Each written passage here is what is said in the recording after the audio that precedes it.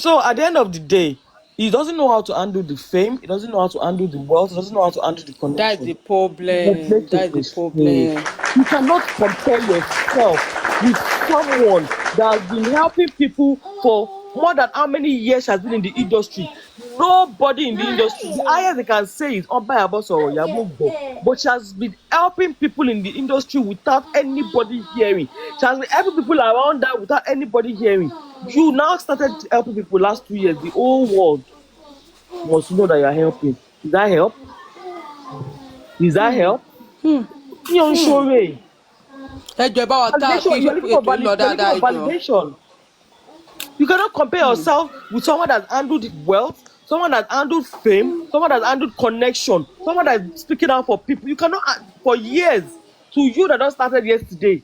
Come on now. And now you have ego as a man. You have ego as a poor boy that was to something from nothing. You have ego because you have issues with women. You have a lot of ego and pride in you. Me, I used to follow. I'm still a supporter of VDM, and I'm not going to lie. But that doesn't mean I Ṣebí align with him in everything he does or everything he says.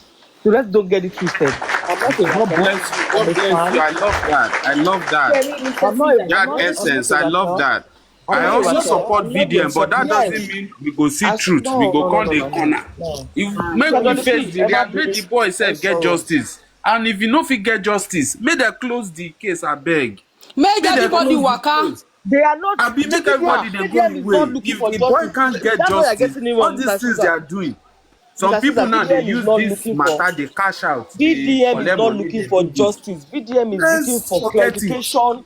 He's looking for clarification. Tell me, forget it. Kò sí Naira Marley mọ́. Sẹ́yìn ò understand nǹkan tó ń ṣẹlẹ̀ ni. Ọ̀rọ̀ lè gbọ́ pé Naira Marley ṣe show. Ẹ̀mí tó lose per day, ẹ̀mí tó lose per month, ẹ̀mí tó lose per year ni. Ẹ jọ̀ọ́ máa tap torí I network understand, but ètò yìí. ó You dà pé ó understand? ṣe show ní wíìkì yìí báyìí ní Ní Kòròdú. ẹ̀yẹ̀ mélòó ló Ní débẹ̀? tó Ṣé ò nìyẹn? Ṣé show nìyẹn? Ṣé Marley àti ṣebí VDM ló Ọlọ́run lọ má ìgbéròlẹ̀ jẹ́ èèyàn ó gbé mélòó padà lọ sẹ́yìn. síbẹ̀. ṣebí VDM ló bá polówó kó tó gba bí tó gbà o.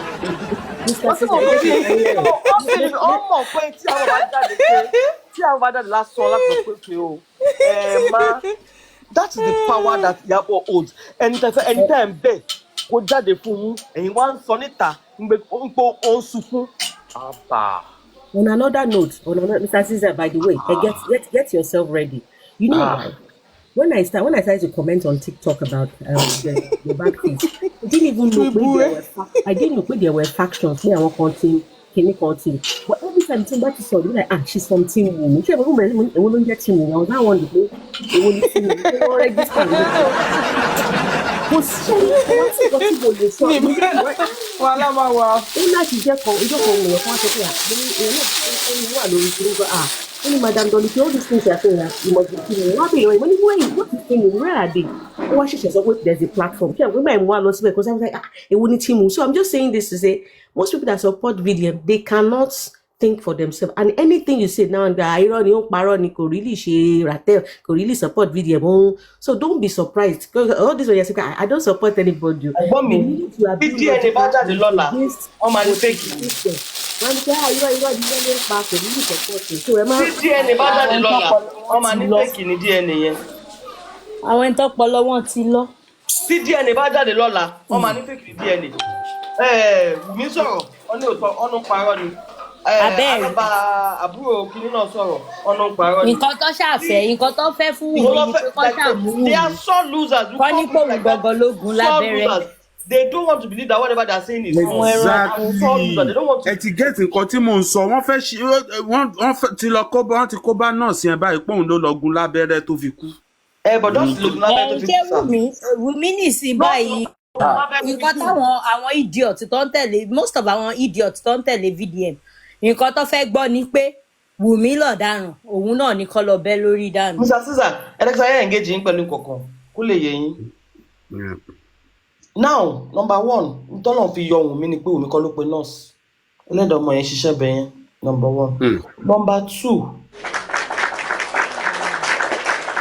mo fẹ́ fún yín ní scenario kan kẹ́ lè picture irú ikú tó lè pa Mohbad tó nǹkan tó mi envision mo fẹ́ sọ fún yín yìí ó dẹ̀ ti ṣẹlẹ̀ sí mi rí lọ́nà méjì. Alákọ̀ọ́kọ́ bá tó máa kọ́ṣẹlẹ̀ sí mi. Ó ní kíní kan tó máa ń pè ní IV táwọn obìnrin máa ń sábà gbà báyìí. Àṣà ń ṣe big girl fake kan. Bá pe nọ́ọ̀sì wọ́n fún mi ní IV ńlé. Wọ́n tó máa gbé IV délé. Bá mi èmi ń tẹyín tó tán. Wọ́n fún mi ò mo gbàgbà tí máa gbà tán. Drip tó fún mi expired drip ni o. Mo bẹ̀rẹ̀ sí ń bi ẹ̀jẹ̀. Mo bẹ̀rẹ̀ sí ń tọ́ ẹ̀jẹ̀ lẹ́sẹ̀kẹsẹ̀.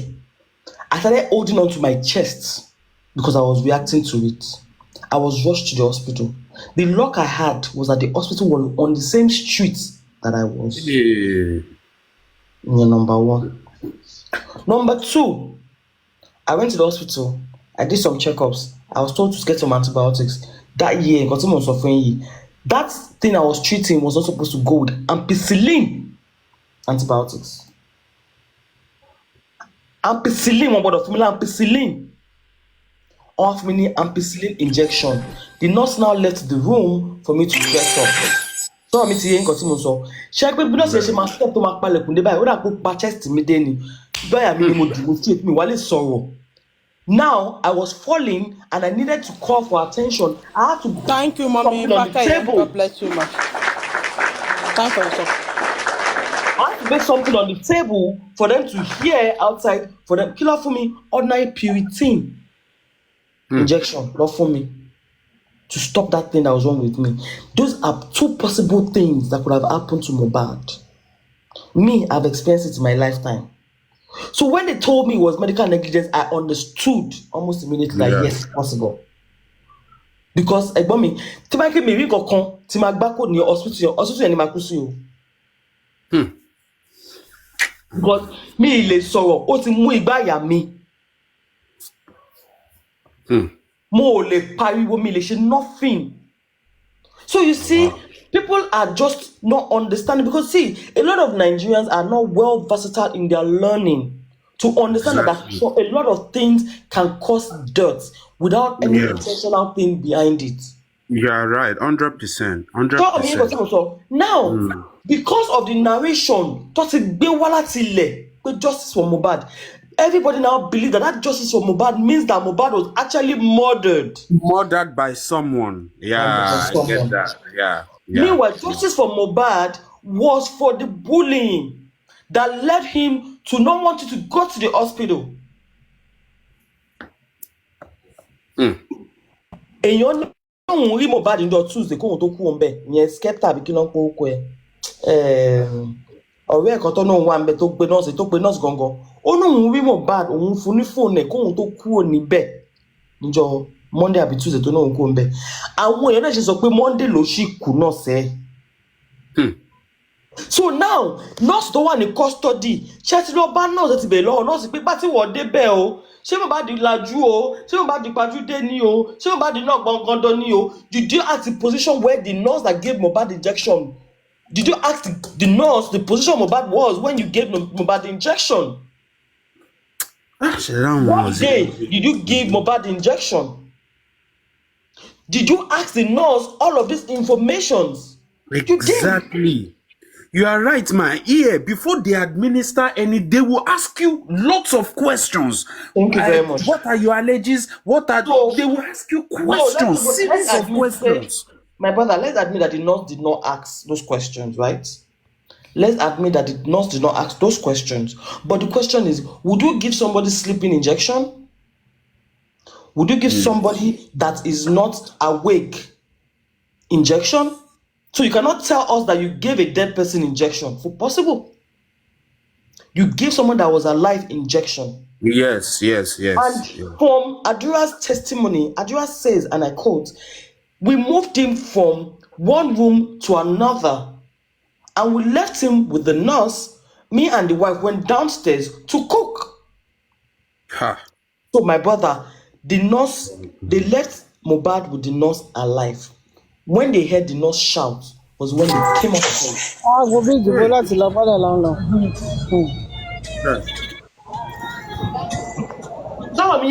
A lot of unanswered questions. You cannot just analyze in your head that some people cooked it and wanted to kill that guy. Now, if we were to say, okay, some people cooked it and want to kill that guy, we will talk about the people that are bullying him. And that is where you all come in, Nayamali and Sam Larry, at the end of the day. Do you understand? So people believe social media at a penury. Mm-hmm. People don't read in between lines of conversation. That's why man so confirm and I take my time. Take to platform me, so anything. I listen to a lot of people's submission. And people use wrong words. People use wrong tonations. People don't use the right things. When see, but now let me tell you where Wumi became a victim of these people. One statement paying Wumi Koso to the victim of people. If Wumi had come out and said, "Rest in peace to my husband," it's going to be so different from what's about coming. Okay, Wumi lo sọ bẹ́ẹ̀. That was our first tweet. That's about Mohbad. Kí ló dé tóun náà ṣe sọ bẹ́ẹ̀? Ó need láti ní rí nǹkan tó sọ bẹ́ẹ̀. You cannot tell a grieving person how to mourn. Ìgbà yẹn ọkọ ẹ̀ ṣe kú ni ìdájọ́ tó ọkọ ẹ̀ kú. You are right. Òun náà ẹni tọ́kọ ẹ̀ kú kò ní ó lè máa sọ nǹkan tí ó mọ̀. Then you are right. You are right. The reason behind now our reaction, we saw our action, but the reason behind that action was the process of not bully. Thank you very much. Bully yẹn ni. Because tọkọ bá lọ sí hospital ni kò ní débi tó dé yìí. Now, before that show, tí mo bá di lọ, bí ẹ̀bẹ̀ pé mo respect Cubana ni mo ṣe lọ fún show yẹn. That boy has turned down a lot of shows before that particular show because he's been scared to go to shows. So that boy has been managing, feeding, managing existence, managing people like that. That is why owó tó wà tí Wùmí drag nínú mọ́tò yẹn. Àwọn owó tí ìyá Wùmí yá wọn láti fi survive because wọn ráyè lọ fún show out of fear. So a lot of people do not understand that boy was not even financially okay as much as they're analyzing him to be. Because he's been avoiding a lot of shows. Because why was he avoiding those shows? Was fear of what they were doing to him in public. We saw a lot of videos. Now, my annoyance is the fact that e.g. me, I'm here talking about him after his death. But the question is, where were we when he was crying for help? And that is where it hurts me the most. Why didn't we stand up? What did the police do when Mohbad laid a complaint? They went to the police. Who is Nothing. Who is they did nothing, my brother. That's why I said the police too are complicit. The police, in fact, what? My brother, they are carrying this facade of themselves so that we don't look at them. They're putting it on us. You understand? Now let's admit now that okay, what did we do for Mohbad when he was crying for help? Exactly. That's the question. I'm guilty of it. I don't know everybody.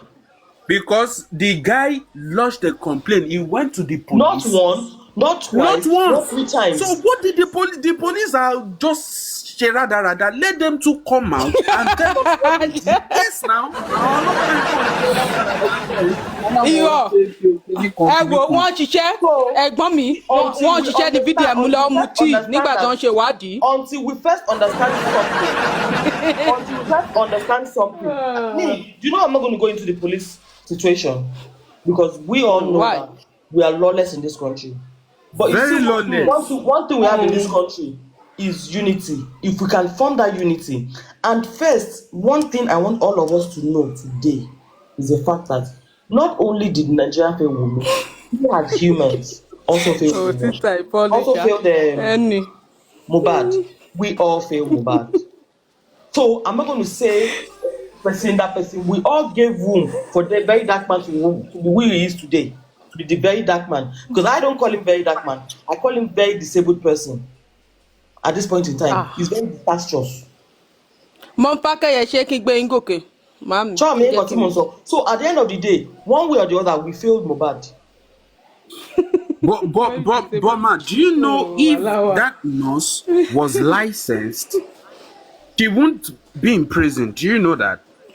If what? Because if that nurse was licensed, Of course. it happens here. Anybody can die. If that nurse was If that boy was, licensed, if that she nurse was wouldn't be like, in prison she'll be in now. prison. Do She'll you be know in that? prison. She'll be in No, she prison. won't. She will. She will. Oh. Because she didn't do her diligence. What She didn't about the do- medical? Do you think the medical association will stand up? They will. They They are are not, silent they will because not she's stand not up. They'll be ashamed licensed. of themselves. Do you know why they'll be ashamed of themselves? You know why? Because you did not ask questions. You only administered without questions. So they will be Lágbájá ashamed of ìṣe. themselves. She Wow. will still be in prison. Because the medical evidence, you did not ask questions, you did not know what he has taken, you don't know what was in his system, you don't know his backlog But of she said all what she gave him. She said it. She said she gave him normal this thing that they are supposed to give every patient who has pain. And what she mentioned, there are normal things Exactly. Did you any not hear what I nurse told can you give. now? Did you not hear what Eh? I told you now? I said I took ampicillin and he reacted on me. Now, this was given to me by a nurse. This was given to me by a doctor's prescription. Okay, Mom Fakeye. Are you telling me the doctor was not also qualified? He was Okay, qualified. But he gave me Lágbájá in the ampicillin. building. Man, Farasi. someone mentioned there. Someone said if she was Big licensed, she higher wouldn't collection. practice at Welcome. home. jọ sá ẹ má Good bínú evening. sá Good afternoon, ma. sá jọ Welcome. ṣé ẹ Okay, rí Mommy Fakeye ń sọ báyìí. ẹ má Ọkọ mi bínú ti ẹ dé jọ sá o, ẹ má olówó bínú mà orí mi o. ṣé ẹ rí Olówó orí mi. Nàìjíríà Mo fẹ́ kẹ́yẹ ní sùúrù, mo fẹ́ kẹ́yẹ ní sùúrù o. Mò ń kí ọkọ mi lọ́wọ́. Olówó orí mi, ọkọ mi, àkànní mi, tèmi nìkan, pẹ̀lẹ́, ọwá, jẹun, pẹ̀lẹ́ ọkọ mi, pẹ̀lú olówó orí mi, lágbájá tèmi nìkan tán. Mo fẹ́ kẹ́yẹ ẹ̀ka sọ mọ́. yes ma ẹ káàsán in fact nǹkan Àwọn tẹ bèbí rọra máa sọ ti sí sú mi. i ó dìpù gan ẹni tó bá dẹ̀ fara balẹ̀ dáadáa ó kàn dùn mí pé ṣé ẹ rí irú yín báyìí tẹ̀ sọ àwọn nǹkan tẹ̀ sọ sí i wọn ò ní fún yín láàyè níbi tó yẹ kẹ́ ẹ ti sọ kàn jẹ́ kẹ́ ẹ sọ̀rọ̀ ṣó ti yẹ yín gbogbo wọn tán dẹ̀ ń kóra wọn kiri ẹ ti kinní kan ti mú èrè kan ti mi gbá kan ẹ tún sọ nǹkan kan tí mo rí sìn Jad ẹ sọ nǹkan kan sí ẹ ní unity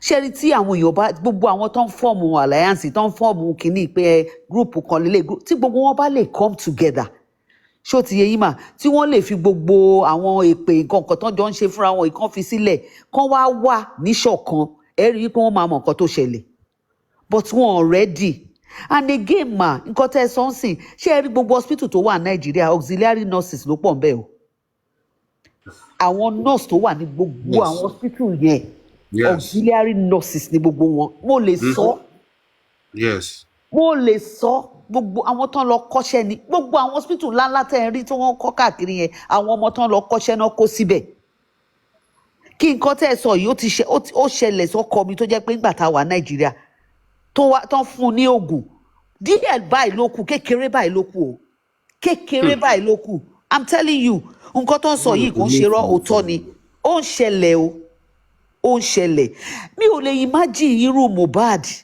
ó wà nínú ilé ó dẹ̀ ń pọ̀ kàkà kú ẹ lọ gbé nọ́ọ̀sì wá ẹ mọ ibi tó yẹ kẹ́ gbé lọ ẹ mọ hospital tó yẹ kẹ́ gbé lọ tá bá ń sọ̀rọ̀ sí tá bá bẹ̀rẹ̀ sí ní ọ̀nà tá bá ń sọ̀rọ̀ pé Wùmí kinní kan sì ẹ rí wọn tó máa dé sí wọn ni ẹ má sọ̀rọ̀ ẹ má bú Wùmí ẹ má ṣe gbogbo nǹkan tó ń dá wàhálà alẹ́ náà nìyẹn wọn ò fẹ́ jẹ́ káwọn èèyàn sọ̀rọ̀ tẹ bá lẹ sọ kankan sí tẹ sọ nǹkan sí wọn á lẹ wà against Wùmí tẹ bá lẹ sọ kankan sí tẹ sọ kankan sí wọn á ní ẹ wà against ẹmí ò mọ bí tá a fẹ́ yà sí dẹ̀ rí solution a lè yabi solution sí gbogbo kinní wọn kàn ń lọ gbogbo wọn kàn ń sọ̀rọ̀ rádà irú wọn tiẹ̀ ń bí mi gbogbo wọn kàn ń sọ̀rọ̀ wọn ń fọ́tọ́ kiri tí gbogbo wọn dáadáa aláwọn gúrùpù kan máa jókòó láti ìgbà tí Mohbad ti kú Mohbad wà bí tán gbé sí ti gbogbo ara ẹ ti jẹrà mọ́ bẹ́ẹ̀ ẹ lójú tì gbogbo yín Ọlọ́run á bí yín Ọlọ́run á bí yín ẹni tó bá gbàdúrà kóun ní ọmọ 27 years kó dẹ̀ fòṣánlẹ̀ kó kú nífọ̀nàfọ̀ṣù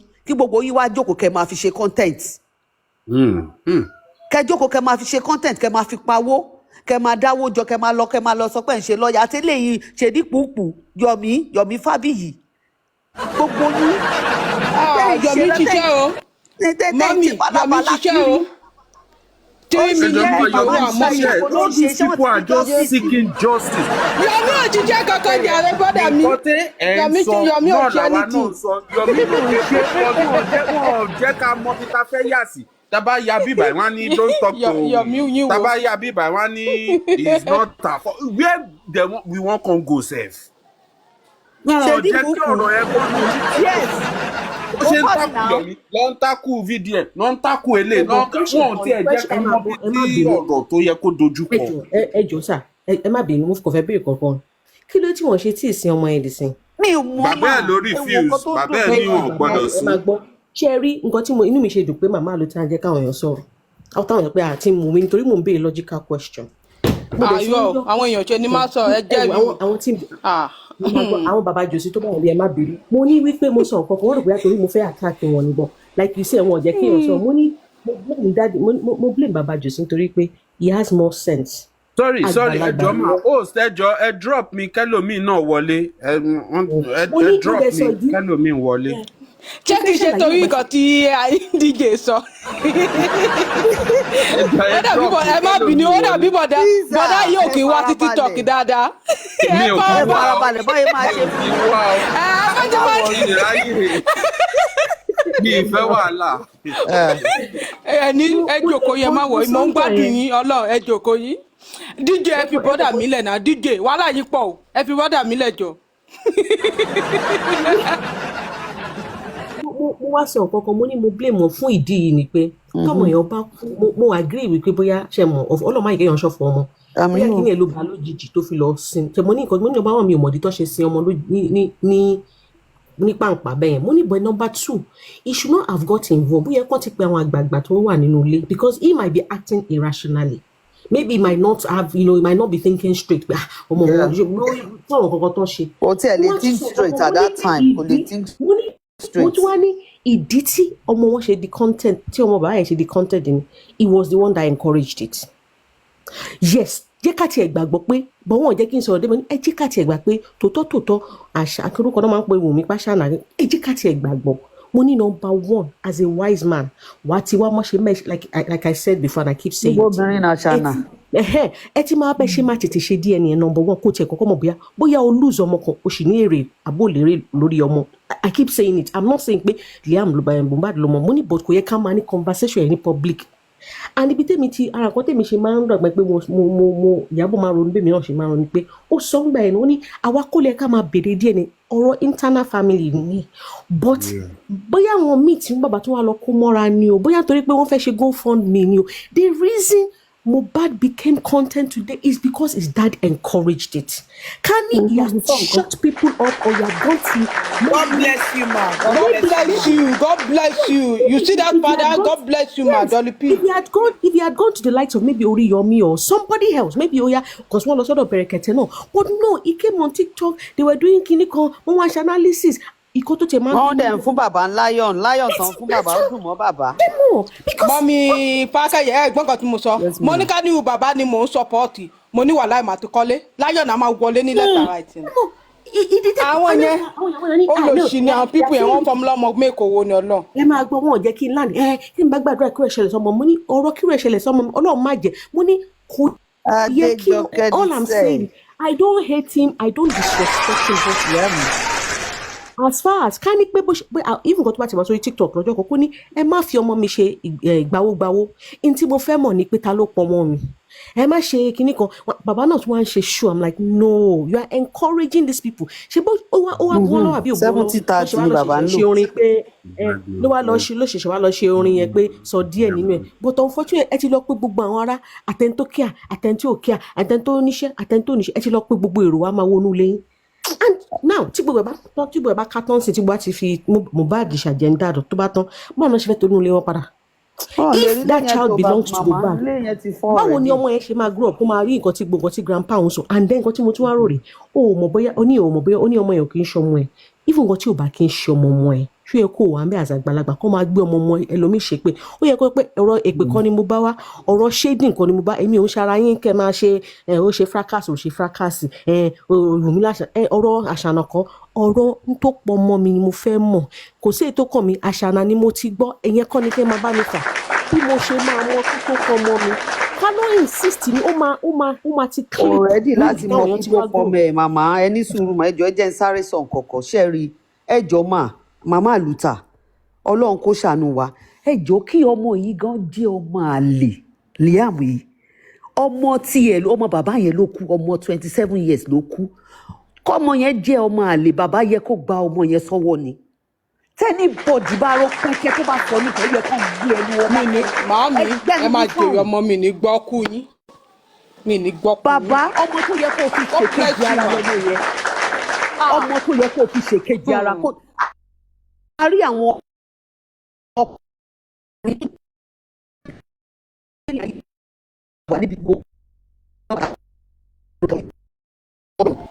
kí ló ṣẹlẹ̀ ẹ bá wa táàpù àwọn oníṣẹ́ ibi ti débí.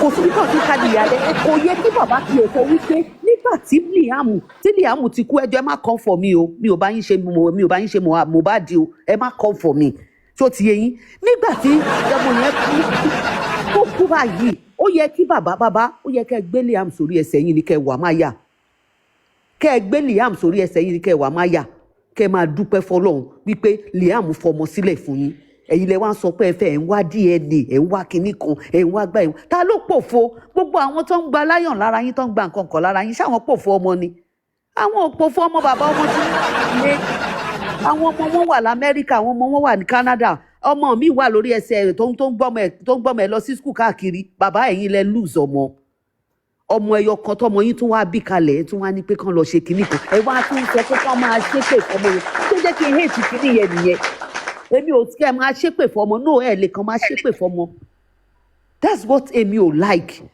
Yes ma and another thing ma sorry to cut you short ma ìtòótọ́ lẹ sọ àwọn pẹ́rẹ́ǹtì ọ̀bọ yẹn wọ́n báwo ma wọ́n káràmásì àbí wọ́n súnmọ́ ọmọ yẹn they are not close to that ẹ wo bọ́nà person wey wan kill Burna I go first kill him mama but him mama dey follow am back to back front left right center everywhere e dey go show him mama dey go e dey go concert him mama dey follow am so how you wan come take go find the guy but all these people they are far away from the boy continue ma. wà lọ ń ṣe orin sọ̀rọ̀ orin lọ́rọ̀ yín kan tí mọ́ mi. How can you compare Burna's mom? How can you compare Burna's mom to Mohbad's mom or Mohbad's dad? How? The difference is too clear. It's clear, you're right. That one, yes.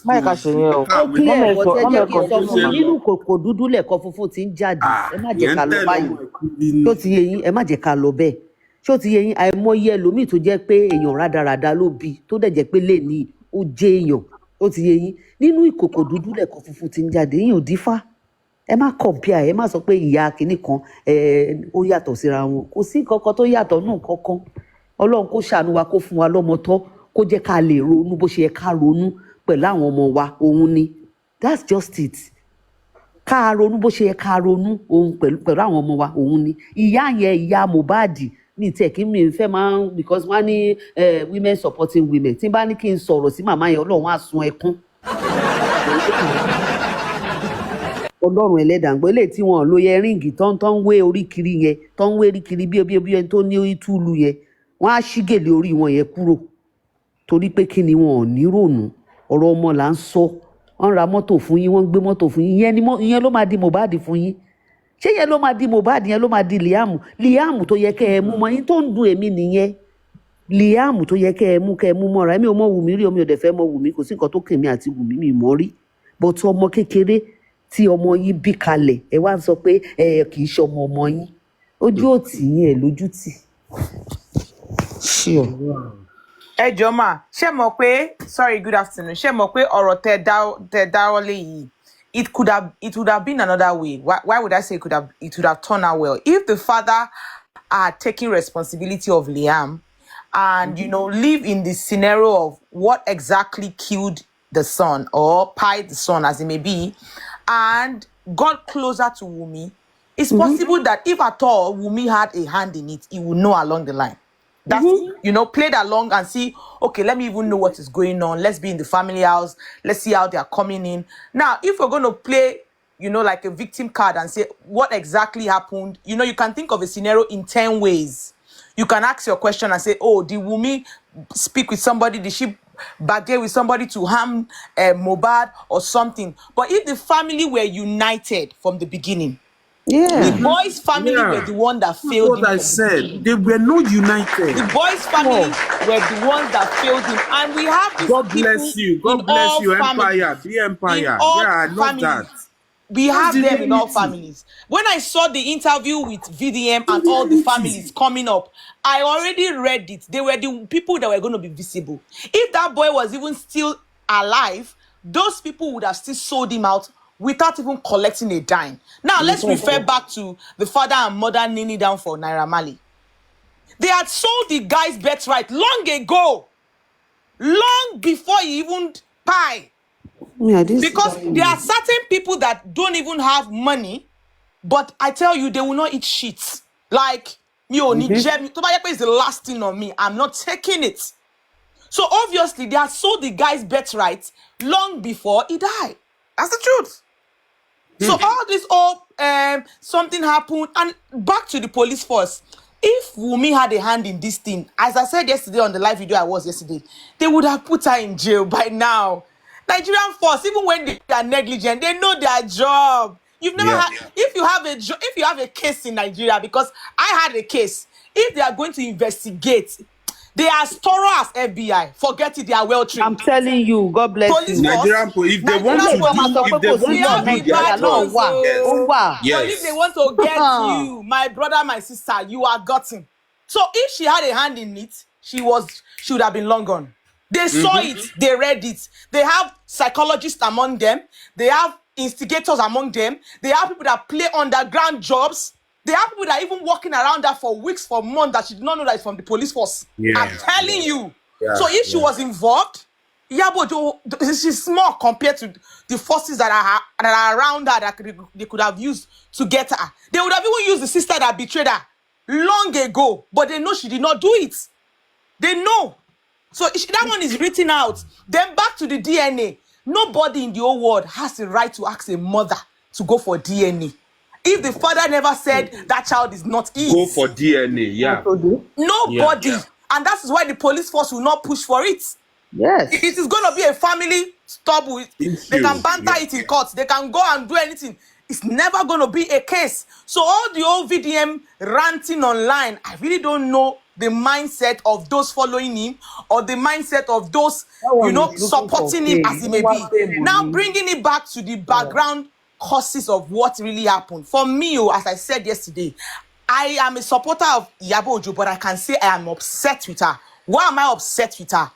If you have had a meeting and you were shocked to see the worst enemy of yours come into that meeting and sat down, blatantly in a scenario that you felt like he's winning, or you felt like he's the head of the cause, and you had the opportunity to walk out of that scenario, why would you ever think you should have a meeting with such a person? I will never go there. Why? Number two, they can seize everybody's phone. You can have a camera on his clothes. There are different cameras I can wear. I can wear a contact camera. There are so many. What about the camera in the restaurant? It can be anything that must have captured something, and then you lose guard. Why would you be in the seat of your enemy? It's not God that gave you that table now. Come on now. Let's play this card right. Anything could have even played wrong, that they will even play more than what is even going on right now. Thank God it didn't get wider than this. How about the guy goes there? You know how narcissists are. They will play so sweet and so nice and so welcoming, whereas they have a card they need to play. If they don't play the last chess, my sister, you don't know what is still coming. That's the truth. So you had a meeting with him privately. On what basis? And which is why, to an extent, I am giving dust cap to Tonto for saying no. For what? Somebody comes into an investigation ground, sitting down, eating biscuits, and watching you. And you have actually petitioned this guy more than 3 times. Your spouse has petitioned him more than twice. He's been calling you guys names. 65 million Kinikon, this and that, and nobody still brought him to book. Nobody brought him to questioning, and you think the force is not against you. The force is against you long ago. So the whole fight about Iyabo Ojo right now started from way back election down to Baba Jesha. So it is not just the Mohbad. They are just using Mohbad as a leverage.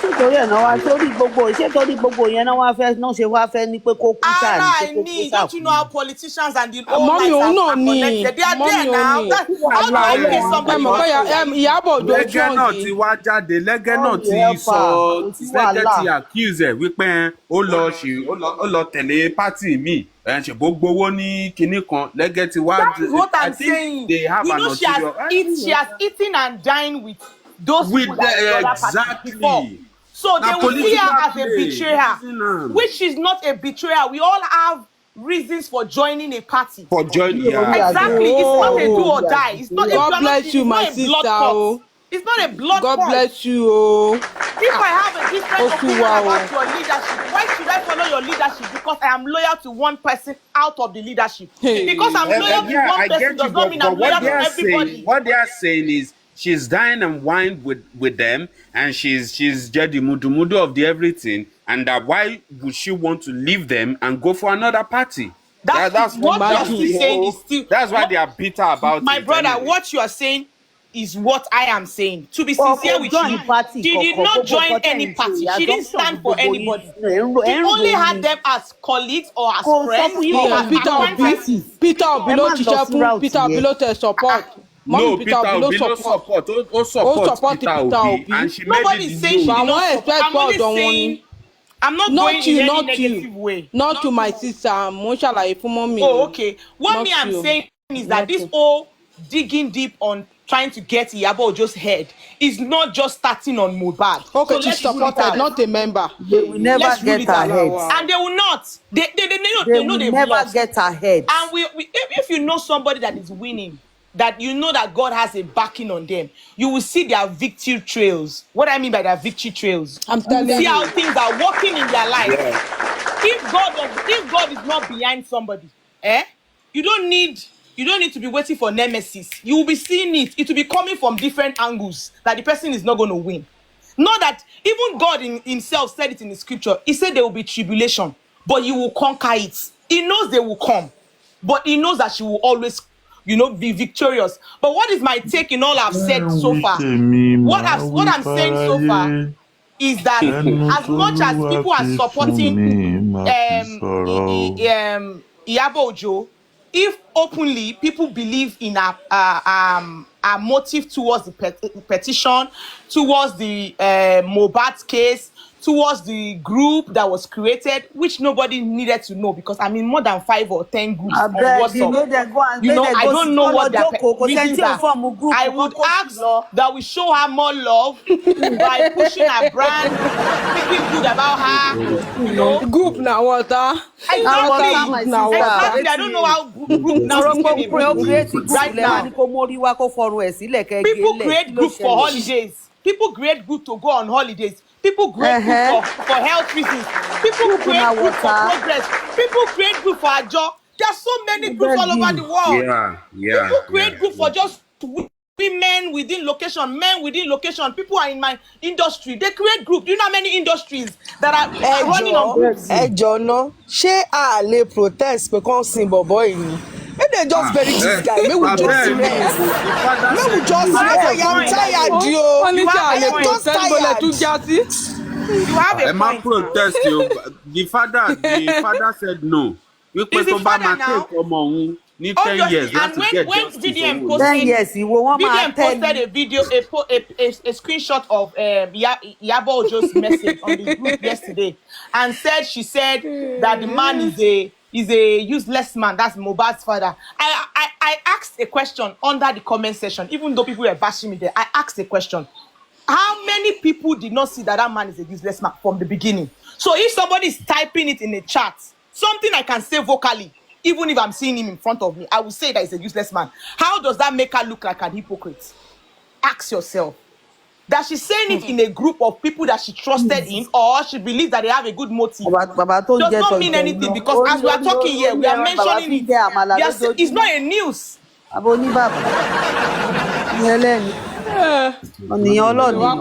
I just pray they can actually get to the root of the police force, because the major problem we have right now is the police force. But from the look they are of the things, ones I working don't think against so. justice. That's the truth.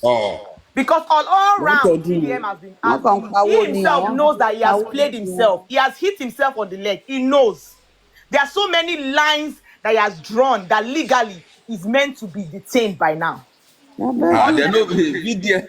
Police have they fear. It's maybe because he has certain things that they know he has in their care that is against them or something. Because even the likes of Davido, I don't know what it stands for. I don't know what Davido is standing for, because for me, VDM does not owe him. Neither do Iyabo Ojo owe him. But stand with the truth at all grounds. It's only if VDM has something against Davido that we don't know. That's the truth. Nobody's telling you to play a card in favor of Iyabo or play a card in favor of Davido. Must we know everything?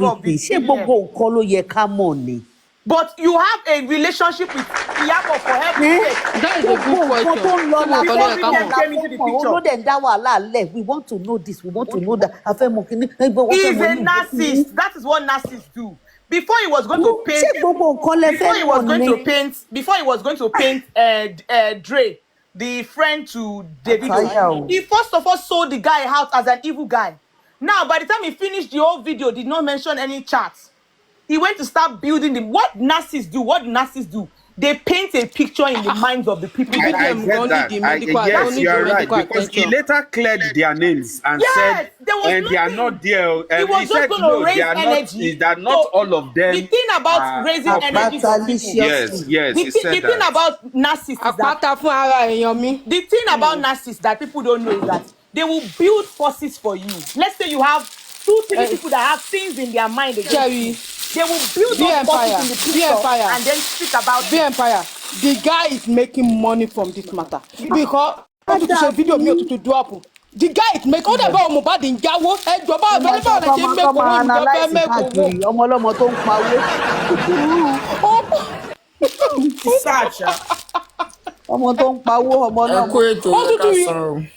Ó tún release video mi kíákíá, ó tún release.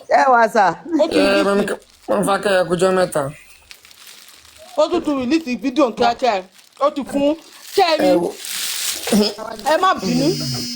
Mami. Because èmi mọ̀ pé wọ́n ń pawó ni. Dáàdì mi kú jẹ́jẹ́ sọ kankan. Cherry ẹ̀yin tó jẹ́ wípé tó bá ti dárúkọ yín, tí VDM bá ti dárúkọ yín the next thing. Ẹ̀mí yín á máa gbọ̀n. Ẹ fẹ́ wá clear orúkọ yín. Are you guys okay? Who is VDM? Tẹ́ bá fẹ́ pé ẹgbà tẹ́jọ́ lọ. Now, gbọ̀jà àbí kí lọ́nà pọ́jà àbí gbọ̀jà àbí whatever tó dárúkọ pé wọ́n sọ pé àwọn ti ṣe DNA. Ìyẹn báyìí ti tá jáde. Ó ti wá tap. VDM ti mú báyìí. Ó ní ó fẹ́ sọ wípé blogger kan ló post ẹ̀. VDM ní the blogger posted it on 12. Bọ̀jà you posted it on 11. Sójọ́ àwọn. Mo ní àkàtà sọ nìyẹn. Ọmọlọ́mọ tó fẹ́ relevant. Ìyẹn ti kó bá rẹ̀ bẹ́ẹ̀. Ó ti kó bára my brother ó ní VDM jẹ́ ṣe ló ń fi wọ́n ṣe ẹ̀jẹ̀ mú ṣe ní làákàyè ni. Ṣé èwe yóò pé ní mo tún kọ́ máa tẹ̀ ibi tí jìgàn ti ní problem ni o. Abandonship tí wọ́n fún jìgàn wọ́n ti gbà lọ́wọ́ ẹ̀. Ewé ẹ̀ ti sọ́kítà ẹ̀fẹ́ clarify wọ́n ti gbà. Who is VDM? Ẹ má para yín náà. Ẹjọ́ lẹ fẹ́ rò ẹ lọ pé customer care. Mohbad nítorí ọjọ́ ẹ tó bá ti kọ́kẹ́ lọ sí Mohbad kí gbogbo ẹjọ́ yìí gan. Yes sir, kọ́tà ń sọ nìyẹn. God bless you Mr. Caesar. Lọ sí ọmọ yẹn. Ìdí ká sọ̀rọ̀ ìgbà tí mo rò pé ká máa sọ ni wípé kó sí bọ̀bọ̀ yẹn. Kó sí bọ̀bọ̀ yẹn ni mo rò pé yẹ ká máa sọ. September tá máa mú yìí. Because mi ìmọ̀rù bàbá tó máa jòkó tó máa ní ọdún tó máa ti investigate ọmọ ẹ̀ tán máa ti investigate ikú yẹn tán ló tó máa sí mi ìmọ̀rù bàbá tínú ẹ̀ máa dùn pé òkú ọmọ ilé wà nílẹ̀ mi ìmọ̀ irú bàbá you don't get it mi ìmọ̀ irú bàbá mi ò mọ̀ irú bàbá tí òkú ọmọ ẹ̀ ṣì wà nílẹ̀ tó tó ń ṣe bálabàlá bẹ́ẹ̀ yẹn mi ì mọ irú ìyá tí òkú ọmọ ẹ̀ wà nílẹ̀ tó ń ṣe photoshoot birthday àwọn wo ló bí ìyá Mohbad àwọn wo ló bí bàbá Mohbad ìyá àwọn ọmọ ìjà gan àwọn wo ló bí wọn ilé ìfowópamọ́ ti tọ́ wọn.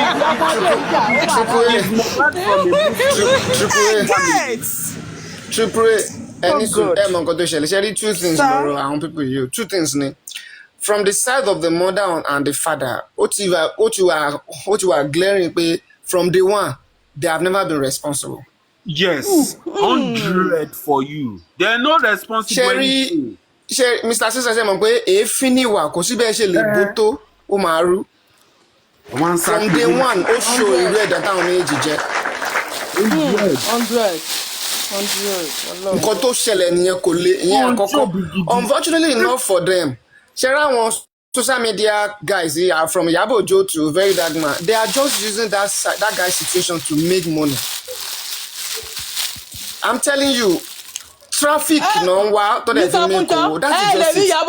àwọn ti Iyabo Ojo fi mẹ́kọ̀ọ́ àfi mẹ́kọ̀ọ́ ń tẹ̀lé ìwà ká gba láyọ̀ ká gba kìíní bọ̀ àwọn tí bàbá ló ń gba láyọ̀. ẹ mọ̀ kó tó yẹ kí n sọ bẹ́ẹ̀ ṣe rí àǹtí mi ẹ mọ̀ kó tó yẹ kí n sọ bẹ́ẹ̀ ṣe rí nílẹ̀ Yorùbá gẹ́gẹ́ bí ọmọ Yorùbá. Mr. Funsho sir. Gẹ́gẹ́ bí ọmọ Yorùbá òdodo. Mr. Funsho sir tá a bá tiẹ̀ wá fi méèkì owó gan-an ṣó máa ń wá ni ṣebí bàbá mi. àgbọ̀yìn mà. nẹ́tíwọ̀kì yín jẹ́. nǹkan tẹ́mi ń tà láti sọ ni pé nílẹ̀ Yorùbá kò síbi tó ti ń jà lórí irú nǹkan bẹ́ẹ̀ yẹn dé level yẹn. báwo lẹ ṣe máa exhume ọmọ more than up to 2 years now ẹ wá sọ pé ẹ ń wá nǹkan kí lẹ ń wá kiri. Up to 2 years. Lágbájá ẹ padà wá sir. Yes now. What's the problem? Kí ni problem wọn? Ìgbà tó ti fà nǹkan téèyàn bá ti fà tó ti jẹ́ tí ọ̀rọ̀ òkú ti wà ń bẹ̀ lóṣù 6 tẹ́ ẹ̀ bá ti rí yanjú ẹ̀sìn ọmọ yẹn èèyàn kì í kú lẹ́ẹ̀mejì náà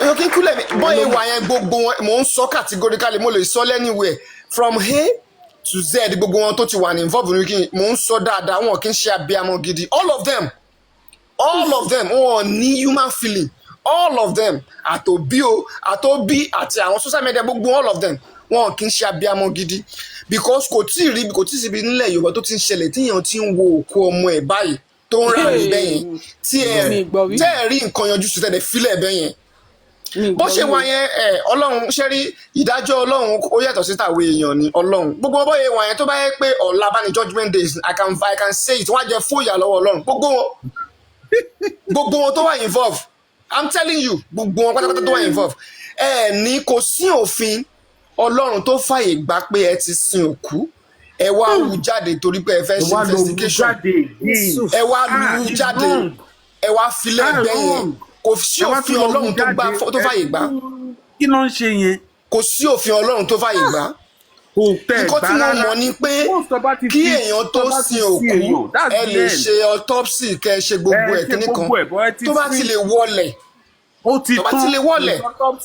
ẹ ṣe investigation yẹn mo gbọ́n bí ibi tí ẹlẹ́bi bá ti ń jẹ̀bi ẹ̀ aláre lè kó ń bẹ̀ that will be the worst thing tó lè ṣẹlẹ̀ investigation lọ́tún lọ́sì títí ẹni tó bá gbọ́ ẹni mo sojú mi lásán oṣù 6 nínú ẹ̀wọ̀n kó wọ́n kàn fi gbára wọn ẹni tó bá ṣẹ̀ ẹni tí ò bá ṣẹ̀ ẹ cancel ẹ close case ó parí nǹkan tó mọ̀ tó máa ṣe ẹ wá ti ń gbé òkú wọlẹ̀ ẹ wá láyà ẹ lọ wú jáde seriously gbogbo wọn from láti ibi tó ti bẹ̀rẹ̀ pé ẹ lọ mú jáde gbogbo wọn ló yẹ kó lọ ṣẹ́wọ̀n all of them gbogbo wọn pátápátá all of them but we have a very responsible government that is just the truth Jẹ́jọ́ ṣe responsible lẹ sọ àbẹ́ ṣe mistake. We have irresponsible government. Ojú ẹ sọ́ọ̀rì mo gbọ́. Mr. Ziza ẹ ṣọ́ra yín o Mr. Ziza ẹ ṣọ́ra yín àjòkó lẹ́yìn lórí tẹ́lá ti ṣọ́ra yín o. Our government are so irresponsible. Èèyàn kì í ṣe bẹ́ẹ̀ yẹn náà ẹ wá fi òkú ọmọ yẹn sí mọ́ṣúárì ọdún kìíní ohun mo ṣe kọ́kọ́ béèrè lẹ́ẹ̀kan ní kọ́mẹ́sì sọ pé àwọn wo ló ń san charges mọ̀ nǹkan àwọn olóńsàn wọn láwọn sí kílẹ̀ pé náà kíní kan fighter kílẹ̀ pé wọ́n ní justice fighter àwọn justice fighter jẹ́ pé ẹ fi ẹ̀tẹ́lẹ̀ ń palàpalàpà ẹ máa ráyè o tó bá yẹ pé òkú ọmọ yẹn ti wọbẹ̀ yẹn tó ti mú yàwó tó ti gbá mọ́lé tó ti mú gbogbo àwọn ìkíní ìkejì kẹta àwọn tó ti gbá wọn mọ́lé. Kẹ́ndì àti Dàrúṣà àti gbogbo wọn kọ́ ti gbá sanwó sínú àkáǹtì wọn go for me wọ́n ti gbá ogun síbi kan. ẹ náà wọ́n ní kíní ló ń sanwó o Mr. Funṣọ́ Lagos State ló ń sanwó o Lagos State ló ń sanwó. Possible òun ni mo sọ pé Lagos State lè sanwó one house please. One house please Lagos State ò lè sanwó torí wọ́n ti sọ fún wọn pé kí wọ́n lọ sin òkú yẹn nínú corona inquest tán ṣe wọ́n ti sọ fún wọn pé kí wọ́n lọ sin bọ̀bọ́ yẹn so kò possible kí Lagos State government máa sanwó is not possible. why would Lagos State be paying it? Are they crazy? Kò possible. Because ẹnìkan sọ pé èdè arrest wà fún Lagos State dey pay.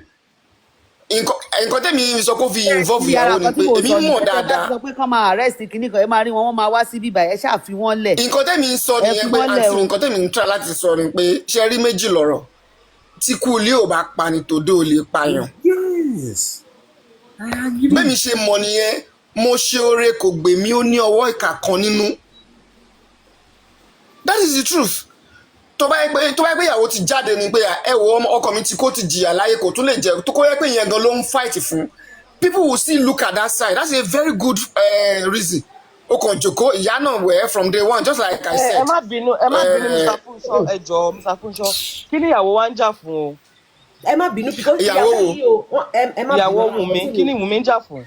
because Wùnmí is one of the people tó ṣe interview tó ti ṣe interview tó ní ẹ máa gbọ́ o Wùnmí mo gbọ́ interview nǹkan tó ṣe tó pé up till now wọn ò tí ì sí ọkàn òun pé bàbá òun ti rẹ̀ ń do òun ẹ mọ nǹkan táwọn tí wọ́n sọ wọ́n ní wọ́n fẹ́ kó tètè sin Mohbad kó lè bá cover èrè ẹ̀ṣẹ̀ àbí nǹkan pé irọ́ ni wọ́n gbọ́dọ̀ sí wọ́n ní pé ìyàwó yẹn tí nǹkan tó sọ kọ́ sí ọkọ ni pé kò fẹ́ kán rí. Sista Dọlápọ̀ so you need to be careful. analyze nǹkan fún yín Sista Dọlápọ̀ ẹ má bínú pé mo dọ́wọ́ mọ́ yín lẹ́nu mọ́. ẹ̀ẹ́dẹ́ka wò báyìí ń pé ìgbà tó ń bẹ̀rẹ̀ justice for Mohbad very dark man àwọn wèrè tó ń sọ̀rọ̀ àti bàbá Mohbad wọn ò sí bẹ́ẹ̀ o. ìgbà tó máa bẹ̀rẹ̀ àwọn Nigerians bẹ̀rẹ̀ Ìyábọ̀ Òjó gbé sórí ẹsẹ̀kẹsẹ̀ tí Ìyábọ̀ Òjó gbé sórí náà ni Wùmí ti wà involved àwọn tó ń blame Ìyábọ̀ sí mi o. now you know that it's going to be easily for them to say we want justice for Mohbad if they don't stand and say we want them to exhume that body, right? But they exhumed that body because it was mandated to the government that they need to do autopsy. Now, do you think that there will be something hidden behind that death and they will still stand on the fact that they should exhume that body? No, I came up because of that uncle talking. I came up because of him. Fọlá má bínú sister mi jọ̀ọ́. Do you understand? They would not. Sister Fọlá ti gòkè wàhálà ti ṣẹlẹ̀. They would not. ẹ má worry I'm analyze it we can always agree to that. sí wàhálà kankan tó fẹ́ ṣẹlẹ̀ nípa ju bára wa sọ̀rọ̀ lọ. Kò sí wàhálà a máa ṣàlàyé ni because the way you are insulting that lady is painful to me. She's not insulting anybody. Put in blame, sorry. Put in blame, sorry. So insult anybody. Put in blame, sorry. Sorry, put in blame, Mr. Funṣọ́, put in blame, Professor. Ikú ta ò lè pa ni. mo ní ikú ta ò lè pa irú ikú ilé ikú ta ò lè wá pa ní tí bá mọ̀ understand that the guy was actually murdered. They're actually saying that he was murdered. He wasn't murdered. It was medical negligence. Are we getting it right? He wasn't murdered. It was medical negligence. It was a simple mistake from the nurse that killed this guy. Kò sí bọ́ọ̀rọ̀ ìṣèfẹ́ yanjú Ọlọ́run. ìgbà tó dẹ̀ tí wàá mọ̀ yìí why is it taking so long? Why is it now taking so long to get that nurse arrested? They will not be able to make money. The nurse is in prison. Arrested. Josie make common now. Josie is cashing out.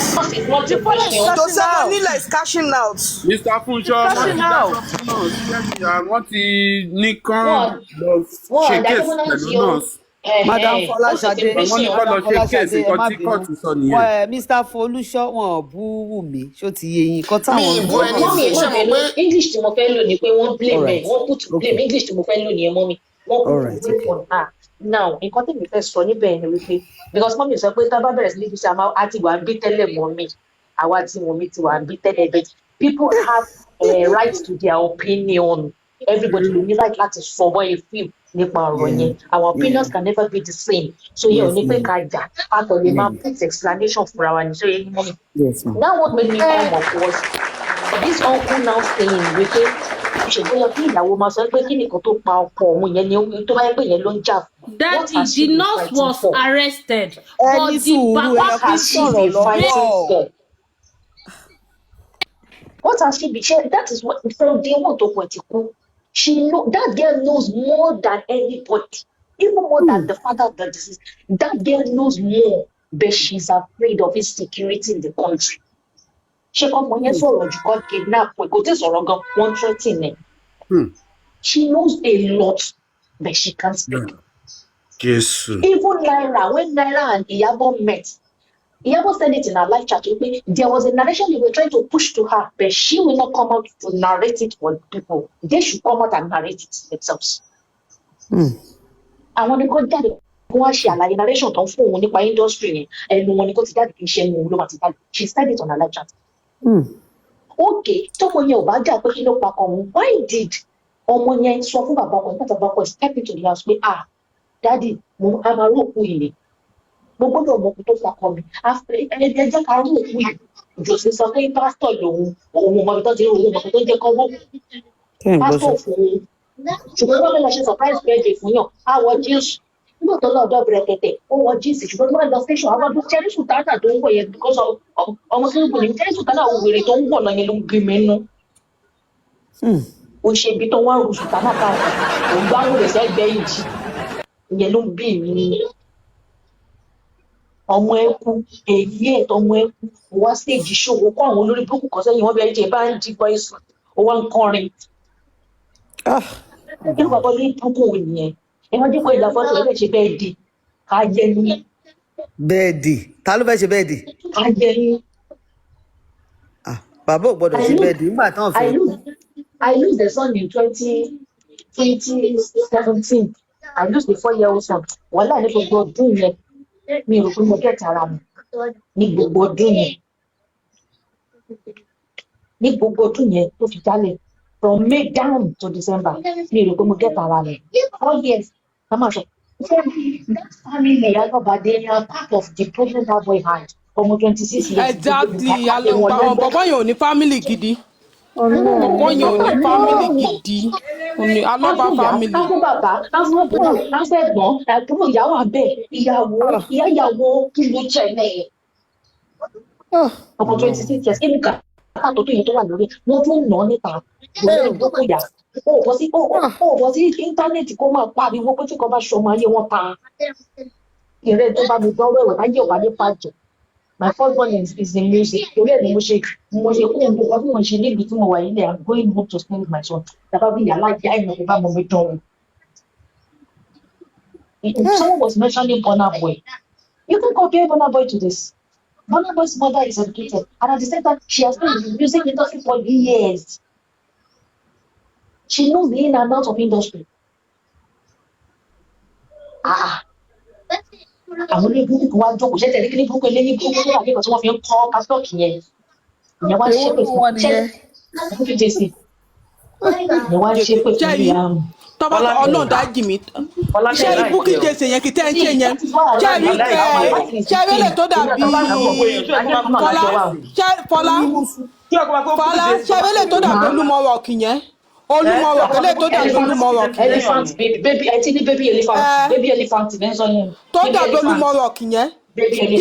Bẹ́ẹ̀ni pé kí n rí kí n mú sọ bó ṣe máa ṣépè fún lè hàn kọ́ńfì àbí kọ́ńfì àbí kí Olúmọ̀rọ̀ kì yẹn kí n mú kí n fọ́ dànù. Now, when Karimo came out, they thought Karimo had something good to say. Kí ni Karimo sọ so far? What has Karimo said? Ṣé yẹn ni Karimo ni? Àtọ̀lé. Just look at this thing. Nǹkan tèmi kàn mọ̀, àṣẹ mo ti gòkè sọ́n bíbá ilẹ̀ kọ́kọ́ tèmi kàn mọ̀ ni pé gbogbo nǹkan tó pọ̀ ọmọjọ́ lọ́hùn dùn. Anybody bá jẹ́ pé fún ọwọ́ ẹ̀ nìkan ni kú yẹn fi wá. Ọlọ́run àtijọ́ ló máa ń gbà Ọlọ́run sí skyrocket ni. Why are we so involved? Nítorí ẹ̀ náà láti ní kán lọ sí tó bá fẹ́ dúró dè dájọ́ Sister ọdún. Fola mo like submission yín yẹn submission yẹn gan ni mo yẹ insist pé tó bá yẹ pé lórí yẹn ni wá ìtàn ṣe fọmọ ẹ lẹ tán ṣe tí ì sìn dì ní pé ni àbí ṣé everyday náà ń ṣe autopsy lára ẹ ni. Haven't they taken whatever they wanted to take? Wọ́n ní rówó pa. Wọ́n bá ti sí wọn ní mẹ́kọ̀ọ́ nǹkan tí mo sọ lẹ́ẹ̀kan nìyẹn o nǹkan tí mo sọ gan nìyẹn pé gbogbo wọn pátápátá from head to toe wọn gbogbo wọn pátápátá ẹni ibi ni wọn àtẹ̀yí tó lè gbé òun jà fún ẹ̀tọ́ àtẹ̀yí tó ń jà fún rọ́wọ́ ẹni ibi ni gbogbo wọn. That's what I'm saying. No, some likes of Iyabo Ojo are not doing any donation. They're not collecting any donation from anybody. Number one. Yes o. They are Àwọn not Iyabo Ojo gba donation o. from anybody. Wọ́n gba ₦5. Àwọn kì í ṣe Casket dáwó kú nation. Fún wọn lọ́fẹ̀ẹ́ ni. They are not collecting any donation from anybody. Gbogbo chat tó gbé sílẹ̀ yẹn gbọ́dọ̀ ti gbé ìsìtì jáde pé àwọn èèyàn kan fún wọn lówó. They are not collecting donation from anybody. We are not dáwókú nation. All of them, We are not dáwókú nation. the same energy tó ń lò láti fi ẹ̀sìn ọmọ yẹn ló yẹ kán ti dá padà ń sìn pé ẹ̀sìn ọmọ yẹn náà will continue the case. That man in tackle wọn left and center how? Nǹkan tí mo ń sọ pẹ̀lú gọ́ọ̀mẹ̀ntì náà nìyẹn yẹ́nì gbogbo wọn oríṣi torí bá ti wọ́n látòkè. Gọ́ọ̀mẹ̀ntì kámpù lọ́wọ́ wọn kò tó lè ṣe sí. Gọ́ọ̀mẹ̀ntì kámpù lọ́wọ́ wọn. So at the end of the day, who are we blaming?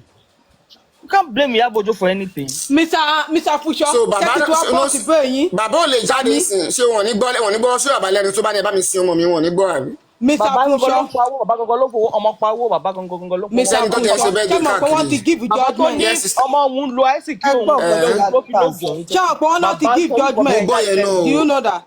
So kí ló wá ti ṣẹlẹ̀? Ṣó wá yẹ kí BDM tẹ̀sí máa sọ ẹni tí débi tí wàá máa bèrè? Wọ́n ti give judgment pé ìyàwó ò mọ̀ ọ́ pa ẹ̀. Kò sẹ́ni tó mọ̀ ọ́ pa ẹ̀ pé nọ́ọ̀sì yẹn ni fọ́ọ̀tì wà lọ́wọ́ ẹ̀ abẹ́rẹ́ tó fún ló gbòdì lára ẹ̀.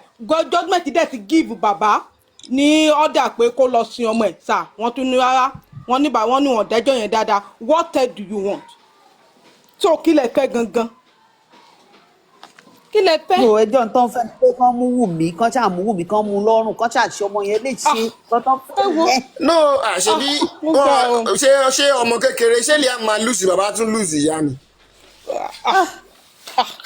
Ẹ wo ọ̀rọ̀ yìí. Bàbá sí ló kẹ́nu kán fi gbogbo ẹlẹ́ kán sí òkú kán fi gbogbo ẹlẹ́ kí gbogbo Tinubu wàhálà Nàìjíríà ti give judgment bàbá ọmọ ní wọn gbọ́dọ̀ sí ọ̀tún tó ń bá rí judgment wọ́n dẹ̀ ti give judgment oní kò tẹ́hùn lọ́rùn ó fẹ́ lọ sí appeal. Idiot. Sìláìnì ní gbèrè ní gbogbo wọn. wàhálà ìwéré ní gbogbo.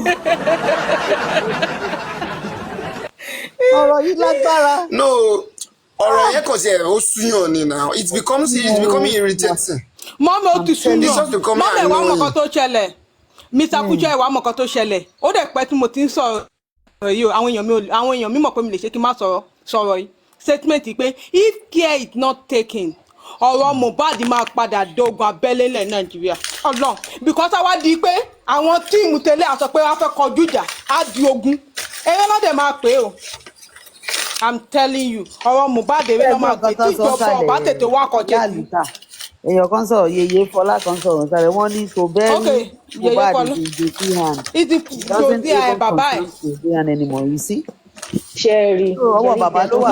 DDM ló wá ń dá wàhálà lẹ̀ DDM ló ń gbé narrative fún wa DDM ló ń kọ́ fún wàhálà. Ọwọ́ ta ló wá fún wa ẹ̀yin tún ní òsì lọ́wọ́ bàbá ọwọ́ ta ló fún wa. Olórí ibú ni kò ń ṣe part of their family o kí ni ìṣòro ayé.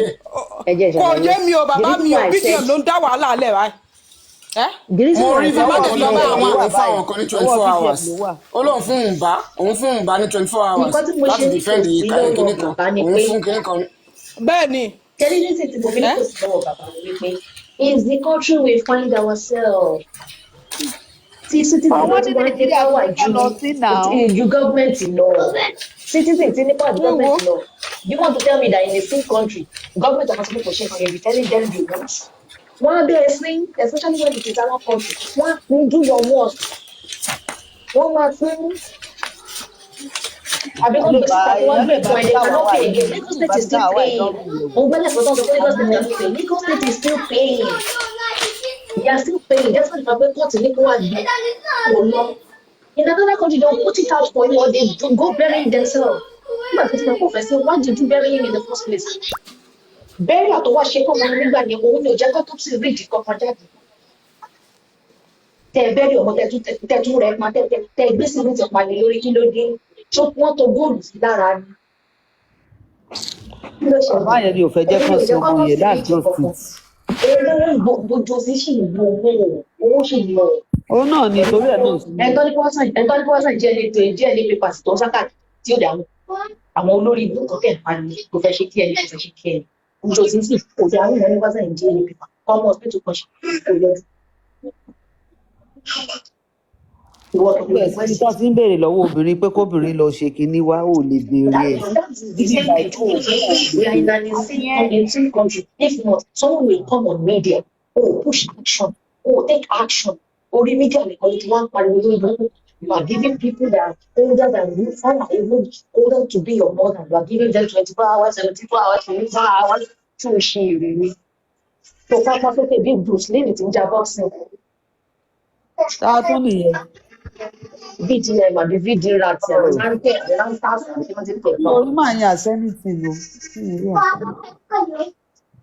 Kápá lórí burúkú sókè tó máa gbé iye àlùmáìdá cranberry ṣe ìsọ̀rọ̀. Ẹni tó wà lápẹ́ ẹ̀ ó ti kórin sápá. Ẹ bá dẹ̀ ráwọn òbèrè tí ń tẹ̀lé lọ wọn jágùdẹ̀kù bẹ́ẹ̀ lónìí wọ́n á máa kó fíkà kan ti káàkiri lórí ibú. Ẹ lè rí original page wọn fíkì àkáǹtì mi. Tí ò bá kí n ṣe pé Nàìjíríà di kinní irú yẹn máa sọ̀rọ̀ nínú ibi táwa wà ń bíbá irú yẹn wọ́n ti lọ ká mọ́ lórí ẹ̀rí tó sọ fún Zlatan I give you 24 hours to Zlatan ní wà títà rẹ̀. wọ́n ti pàdé alábíyárún. Mistake tí Jigan ṣe yẹn Jigan shouldn't have responded to it. That's Jigan's mistake. Why he responded? Who do you want? Yeah, Mati Abo called his father a bastard. Isn't he a bastard? Isn't he? To kọ́kọ́ bú àti ìyàbọ̀ ọ̀tọ̀ ni yálà gbogbo ẹ̀dẹ̀ àti ìdèjì ọ̀tọ̀ ni yálà gbogbo ẹ̀dẹ̀ wọ́n yàgbọ́ ọ̀fọ̀mọ́lẹ̀ kí DNA tó ń la gbogbo ẹ̀dẹ̀ àríyá láti bẹ́ẹ̀ mọ́ àríyá mọ́. Mommy, do you know what has really happened in Jesus' school? Ọ̀tọ̀ lọ́dọ̀ bí ìyá kan wá lórí babaláwo nìyà láàrin ọjọ́ mẹ́ta láàrin ọjọ́ ọ̀sẹ̀ mẹ́rin láàrin oṣù kan Wùmí máa kà ó máa kú ó máa ṣègbé ìyẹn náà gbowó wọn lọ àárín kankan ẹ̀yin ẹnì kébè ṣùpàdé o ẹ̀yin ẹnì kébè bọ́m̀bọ́m̀ náà dé o ìyẹn ti ní kébè ṣùpàdé kọ́lé o èdè pùpù. ó ti kọ́lé kejì o. Mo ti gbọ́. Ó ti kọ́lé ó ti post rẹ o ó ti lọ UK ó tún mọ́ ọmọ dání lọ o. Yóò ọmọ ọlọ́mọdé wà níbi tó ń bu kẹ́míkà sí lára tó ń bu kẹ́míkà sí lára lójoojúmọ́. What's this? Okay, if Wunmi had something behind she came back. Ó jáde ó lọ ṣe wedding she came back home. Àwọn ẹgbẹ́ nípa ìyàwó níta ni ò ní lọ. Ó lọ dẹ̀ padà wá. What is this problem? Until when people get that PJM is just using this thing to just, create an awareness, just draw people's attention to her, and then only the medical bullying, which can ó never fẹ́ be sọ̀rọ̀ ẹ̀dọ́ba ni gbogbo wọn pọ̀ báyẹn wọ́n ṣàmà wò wọ́n lójoojúmọ́ àwa la wà ń bẹ̀ na we dey talk make una go ahead o ẹ máa ṣe lọ. ìyìn tó ń pè ní VDM yẹn nísìn mo fẹ́ béèrè lọ́wọ́ ṣé skul ṣó kàwé kankan ṣó kọ́ṣẹ́. níbo. Kò kéwú kò kàwé kò kúrò kíláàsì kan náà. Ẹni tó ń tó kó jẹun. Orógbó ni. Ẹni tó ń tó kó jẹun. Orógbó ni. Ó ṣe tẹ́lẹ̀. Tó tún sọ pé ṣèbí okó tó ń tà jẹun nìkan lọ́sẹ̀ tó ń bá tún fún àwọn ọmọ mi tó ti sẹ́yìn wọ́n máa lanu. Àwọn ìyá rẹ̀ ló máa lanu kò ń ṣàwa ló máa lanu ọ̀rọ̀ ẹ̀ ò ní gbà wá. Ó dẹ̀ ń fọ́lù bọ̀bọ̀ tó ń sọ pé jẹ̀nà máa kọ́kọ́ pèèyàn pé ọ̀kan láṣẹ́wó. Ọ̀rọ̀ ìlú yẹn kò yé mi ìwé ṣé ẹni tẹ̀ ń tẹ̀lé lélẹ̀. Mo ti ẹ̀ mọ́ wọ́n ìyàwó tó ń ìfẹ́ máa ń gbọ́ kéèyàn kan máa kó obìnrin láṣẹ́wó lẹ́gbẹ̀ẹ́. Mo ìyàwó tó ń lé sèṣì because I don't wa tó bá ti fẹ́ wá lẹ́sìn lẹ́gbẹ̀ẹ́ kókó bọ̀ wá ń di aṣẹ́wó ní gbogbo wa. 2-3 minutes wọ́n ti release it báyìí mo ti swipe ẹ̀ up mo ti rìn síwájú nìyẹn.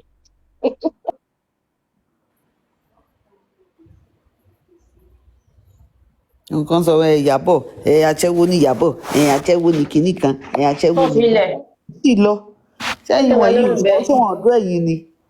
fún mi gbogbo aláṣẹ ẹ máa gbogbo àwọn tó pọ̀ láṣẹ ọ̀rẹ́ wa yé wọn ní body mọ́mì count yín àwọn ẹ ti lùzì mọ́mọ́. àwọn child essence àwọn triple the devi àwọn ló lè understand nǹkan tí mo fẹ́ sọ yìí àwọn tó ń bu pàjẹ́wò ni wọ́n dey did that justice for Mohbad àwọn ní camera down àwọn tó wọ́n lọ pàdé àwọn lóòótọ́ yìí àbí bàbá fún rẹ̀ tó ṣe 3 sọmù bàbá Mohbad fún rẹ̀ ṣe 3 sọmù.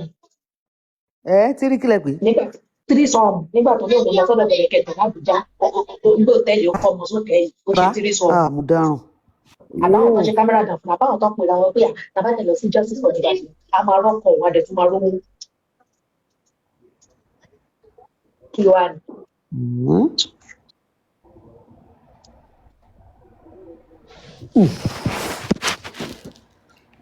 Ìyábọ̀ dẹ̀ wà ń bẹ̀ ẹni kó mórí wá kó fọrùn lẹ̀ ẹ fi Ìyábọ̀ lẹ̀ wàhálà tí yín nìyẹn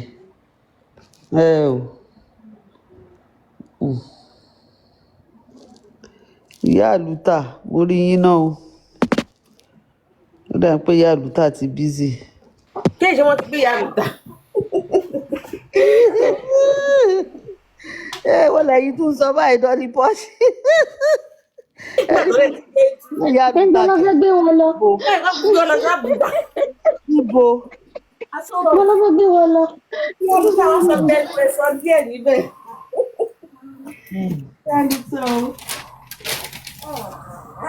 It is well. Ọlọ́run ràn wá lọ́wọ́. We get justice. ẹ máa rí justice o Ọlọ́run á jẹ́ kẹ́ ẹ rí justice tèmi ni pé kán lọ sí ọmọ yẹn kán dẹ̀ fi Ìyábọ̀ lẹ̀ tèmi nìyẹn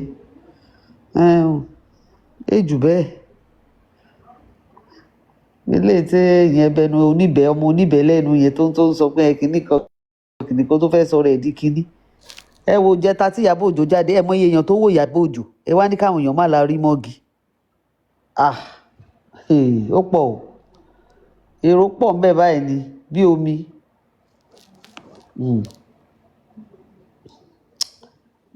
bẹ́ẹ̀ ni kọ́mẹ́ǹtì ń lọ bí 23,000 viewers no àti àbọ̀ pa comment section kọ́mẹ́ǹtì ń lọ bí ìyá mi pa comment section àti àbọ̀ ka comment section wọ́n pa comment section wọn ò tán comment section kò tán comment section ó pa ni. mo ṣàwọn ní àrí kọ́mẹ́ǹtì kí ló wá dé tàbí kọ́mẹ́ǹtì. ó pa comment section ni ó yẹ rí pé wọ́n tún fi bu náà ni pé kí ló dé tí ò ṣe on comment section ni. ìjà bá ṣẹlẹ̀ ní comment section yẹn.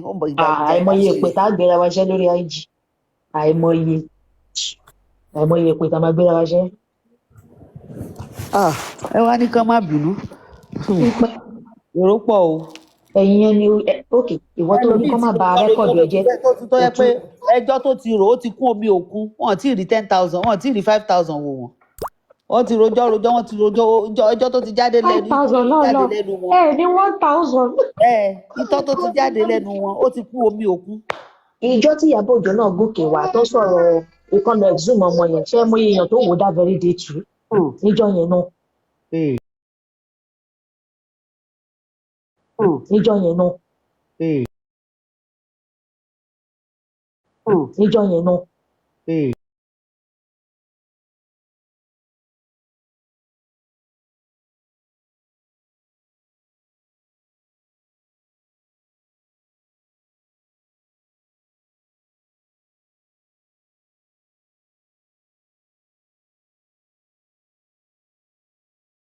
When he does something that's wrong, let's say it as is. That doesn't mean we don't support him Adedoyin, because he's the only member of the family that's seeking justice for that where you are okay. So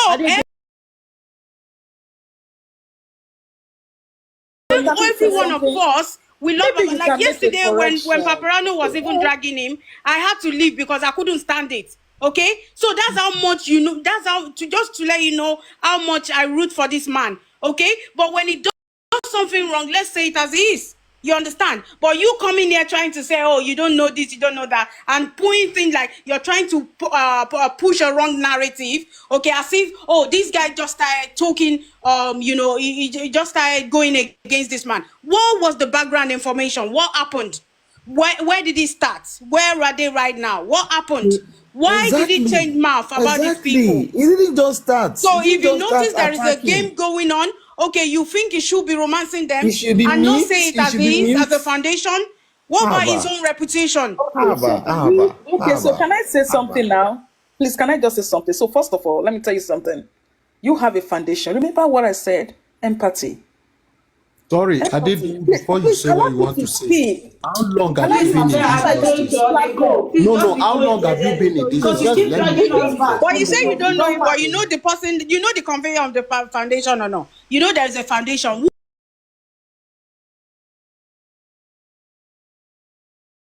Who is the conveyor of that foundation? You said you don't know that person, right? Adedoyin, can I You're just not say just something? real. Please? You're not a MLH, real can I say person. something? MLH, can I say something? Adedoyin, we're all here.